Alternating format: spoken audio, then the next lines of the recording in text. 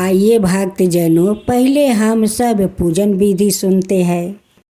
सावन अमावस्या व्रत की पूजन विधि। पूरे विधि विधान से यह पूजन भगवान शिव, पितरों और शनिदेव की कृपा प्राप्ति के लिए विशेष रूप से किया जाता है। यह दिन पवित्रता, दर्पण और तपस्या का प्रतीक है। व्रत का संकल्प प्रात काले ब्रह्म मुहूर्त में उठे स्नान करे। यदि संभव हो तो किसी पवित्र नदी या गंगा जल भगवान शिव की पूजा, शिवलिंग का गंगा जल, दूध, दही, घी, शहद और शुद्ध जल से अभिषेक करे। बेलपत्र, धतूरा, सफ़ेद फूल अर्पित करे। दीपक जलाए, धूप करे, अक्षत चढ़ाए, नैवेद्य गुड़, दूध या खीर अर्पित करे। मिलाकर जल से स्नान करें। साफ वस्त्र पहने और पूर्व या उत्तर की दिशा में बैठकर संकल्प करें। घर के आंगन या छत पर दक्षिण दिशा की ओर मुख करके पितरों को जल और तिल अर्पित करें। दर्पण के लिए जल में काले तिल, कुसा और दूध मिलाकर पितरों के नाम से अर्पण करें। शाम के समय तुलसी या पीपल के नीचे दीप जलाए। यदि पास में नदी हो तो वहाँ दीप प्रवाहित करें। कहा जाता है कि दीप दान करने से पितृगण प्रसन्न होते हैं। किसी ब्राह्मण को भोजन करवाए, वस्तु दे, दक्षिणा दे। गाय को हरा चारा, गुड़ आदि खिलाए। गरीबों को अन्न, तिल, वस्तु, छाता आदि दान करे।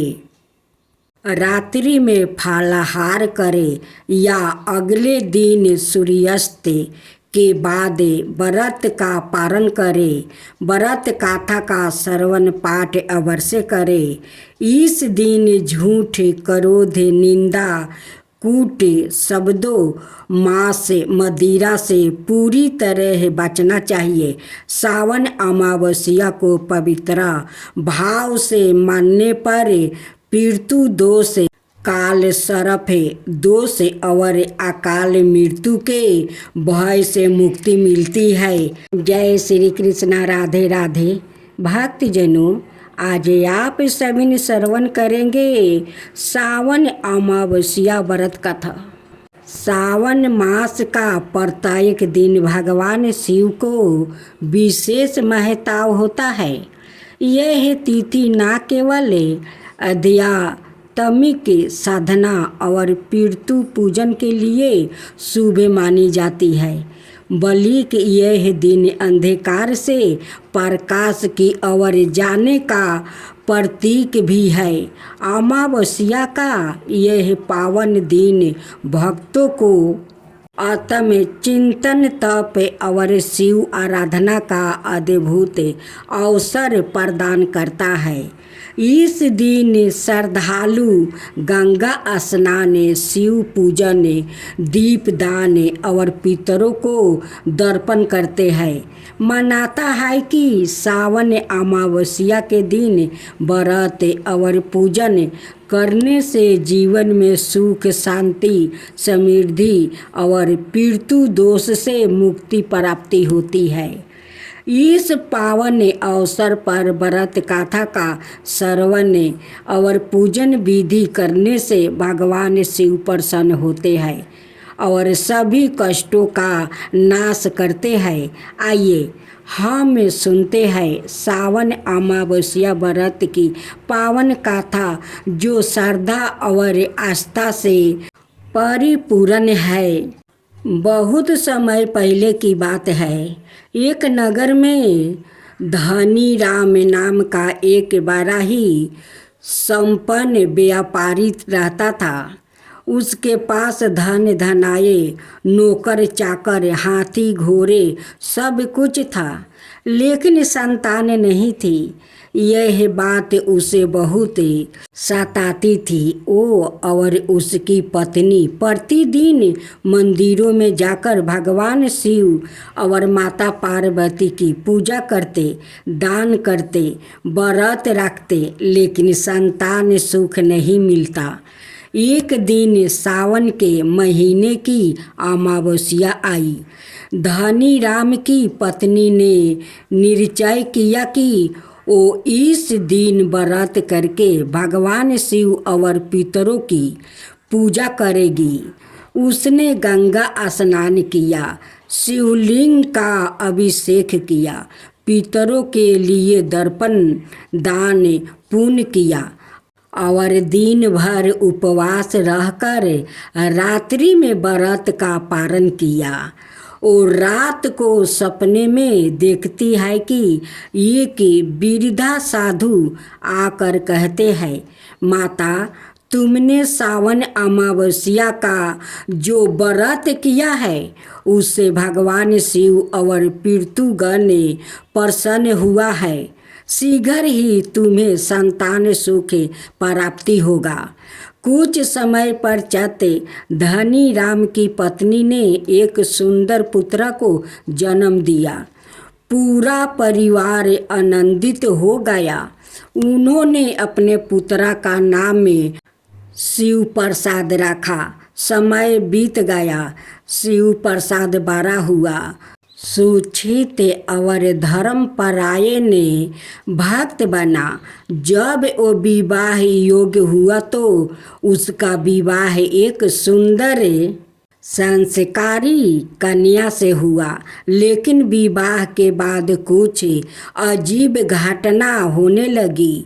शिव प्रसाद बीमार रहने लगा, व्यवसाय में घाटा होने लगा, घर में कलह बढ़ गई। एक दिन उसकी पत्नी को सपने में एक साध्वी माता प्रकट हुई और कहा, तुम्हारे सास ससुर ने जो अमावस्या व्रत से भगवान शिव और पितरों को प्रसन्न किया था, उसी के फल स्वरूप तुम इस घर में आई हो। लेकिन अब इस परंपरा को तुमने निभाया है। सावन अमावस्या का व्रत श्रद्धा से करके भगवान शिव की पूजा करो और पितरों का दर्पण करो। प्रात काल पत्नी ने यह सपना शिव प्रसाद को बताया। दोनों ने मिलकर स्नान कर व्रत का संकल्प लिया। उन्होंने गंगा जल से शिवलिंग का अभिषेक किया, पितरों के नाम से दर्पण, दीप दान और ब्राह्मण भोजन करवाया। उस रात फिर से वही साध्वी सपने में प्रकट हुई और मुस्कुराते हुए कहा, तुमने समय रहते अमावस्या व्रत करके सबको संतोष किया है। अब तुम्हारा जीवन सुखमय होगा। उस दिन से फिर कभी उसने जीवन में दुख नहीं आया। व्यापारी फिर से बढ़ा, परिवार में शांति और आनंद बना रहा। उन्होंने हर साल सावन अमावस्या पर यह व्रत करना शुरू किया और इसे पीढ़ी दर पीढ़ी अपनाया। सावन अमावस्या पर व्रत रखने, पवित्र नदी में स्नान करने से, शिव पूजन और पितृ दर्पण करने से पितृ दोष समाप्त होता है। जीवन में शांति और समृद्धि आती है। संतान सुख, आरोग्य और आध्यात्मिक धन प्राप्ति होती है। अंत में बोलो जय। उस परिवार ने अमावस्या व्रत कर सब दुखों से छुटकारा पाया। वैसे ही जो भी श्रद्धा से यह व्रत करता है उसके जीवन में कभी अभाव नहीं आता है। सावन अमावस्या की एक और प्राचीन कथा बहुत पुराने समय की बात है। अवंतीपुर नाम के नगर में सुधाकर नाम का एक गरीब ब्राह्मण रहता था। वो अत्यंत धर्मी के परिश्रमी और ईमानदार था, लेकिन उसके भाग्य में लगातार कष्ट ही कष्ट थे। उसकी पत्नी स्वयं भी बहुत सती साध्वी थी, फिर भी दोनों को संतान का सुख नहीं था। जीवन में दरिद्रता, रोग और जैसे अंधकार फैलते जा रहे थे। सुधाकर प्रतिदिन भगवान शिव का नाम लेता था और जीवन को किसी तपस्वी की भांति जीता था। लेकिन एक दिन वो बहुत दुखी होकर गंगा किनारे बैठ गया और रोने लगा।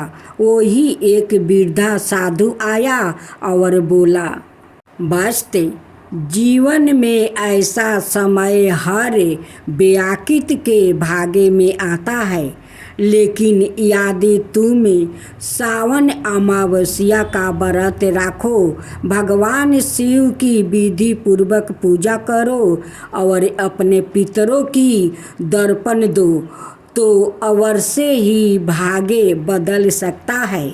सुधाकर ने श्रद्धा से प्रण किया कि वो इस व्रत को पूरी निष्ठा से करेगा।